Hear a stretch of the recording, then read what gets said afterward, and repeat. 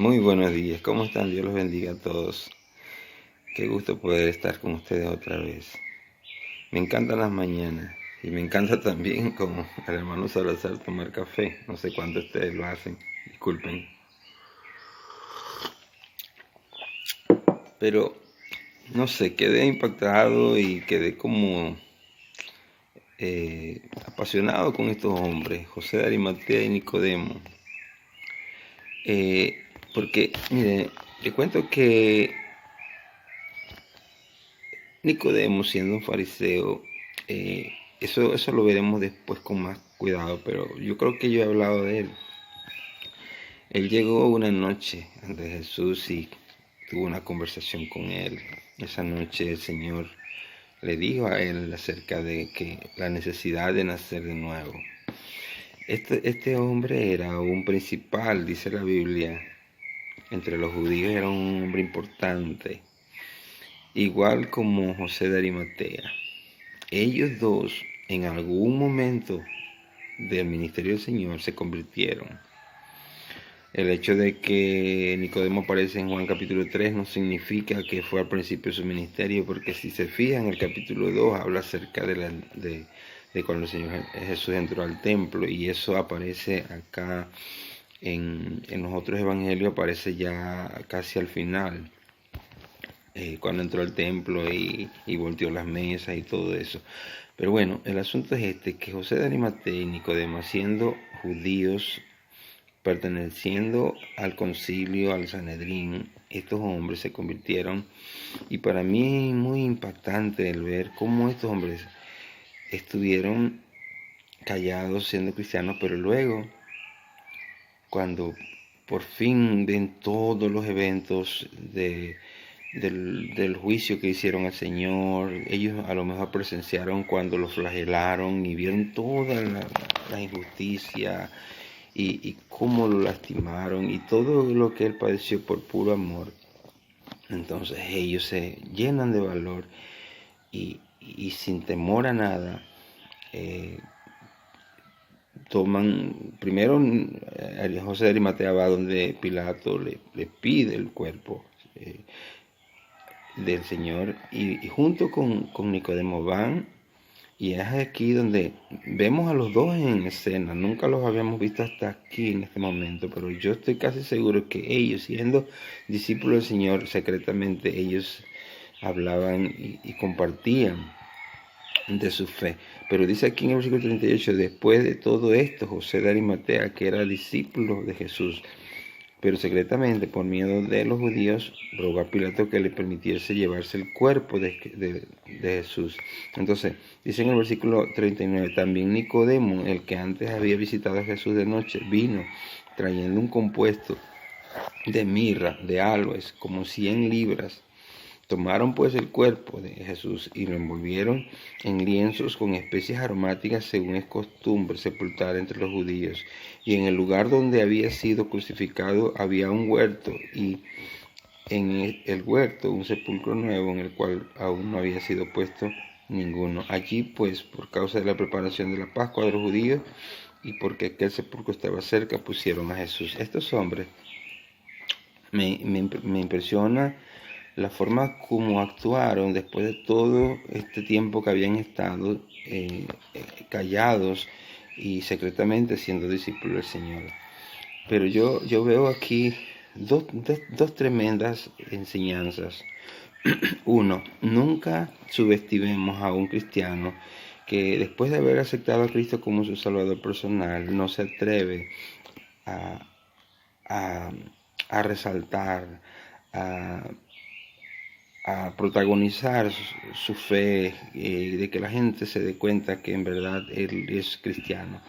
Porque aquí vemos a dos hombres que aparentemente eran tímidos y no se atrevían a decir que son cristianos, pero luego en un momento determinado se llenan de valor y resultan ser los cristianos más apasionados, más valientes, más decididos.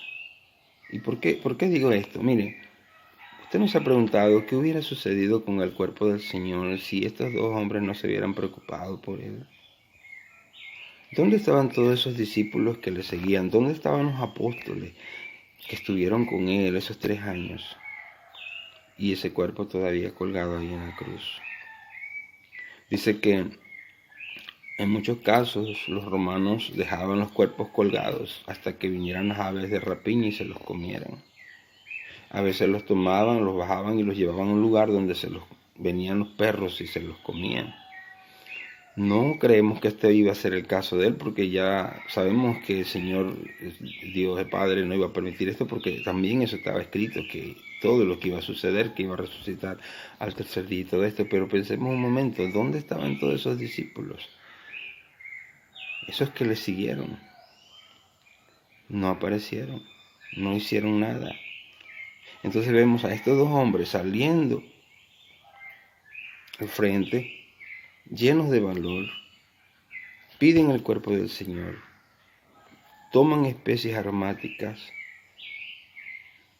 Nicodemo, según lo que dice aquí, 100 libras, es decir, que según dicen eran como 45 kilos de mirra y de aloes de compuestos para poner al cuerpo del Señor. Y José de Arimatea había comprado un lienzo fino, de lino fino, valioso. Había preparado un sepulcro, imagínense lo que pudo haber costado todo esto. Y con tanta amor y tanta delicadeza bajaron ese cuerpo del Señor, lo llevaron a un lugar, lo limpiaron, pudieron ver su cuerpo, ver todas sus heridas, limpiar ese cuerpo, ponerlo sobre esa sábana, ponerle todas esas especies, envolverlo, llevarlo al sepulcro. Qué delicadeza, qué amor, qué ternura. Salen a relucir en el momento oportuno, en el momento cuando a nadie le importó. Y ahí vemos a los cristianos siendo un gran ejemplo.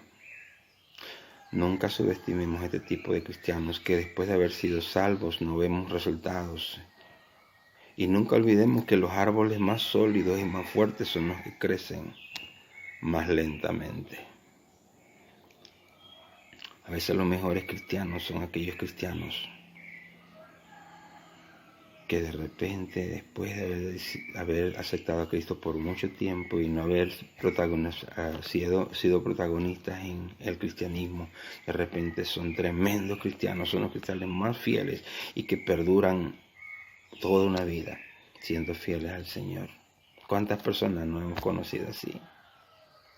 ¿Cuántas personas no hemos conocido que fueron cristianos que al principio nunca pensábamos, no dábamos ni un centavo por ellos, pero luego fueron los mejores cristianos que podíamos haber visto? Ese fue el tipo de vida cristiana que llevaron José de Arimatea y Nicodemo. Estaba viendo la historia secular, lo que es la tradición, y cuentan que por lo menos José de Arimatea fue echado del Sanedrín. No sabemos si es cierto, pero por otro lado vemos cristianos que con tanta fe y ímpetu y fervor uno los ve entregados en la iglesia desde que creen en Jesucristo, pero así tan pronto como llegaron, así pronto se van. Y luego solamente queda la historia corta de estos cristianos. Ahora yo le pregunto a usted, cristiano,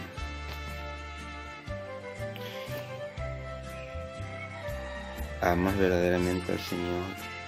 ¿Verdaderamente eres un cristiano que puedes ver en estos hombres un ejemplo de delicadeza, de amor, de ternura, de entrega, que en determinado momento decidieron ya no voy a seguir jugando al cristiano, voy a ser un verdadero cristiano?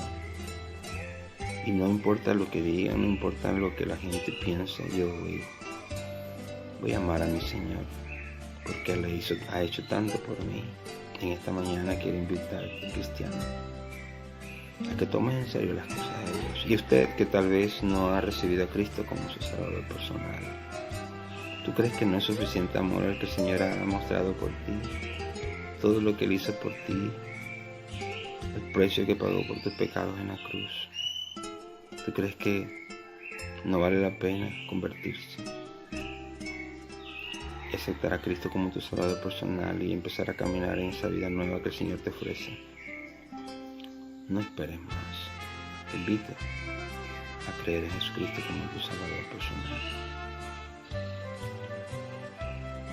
Esta mañana quiero que pensemos, que meditemos en esto.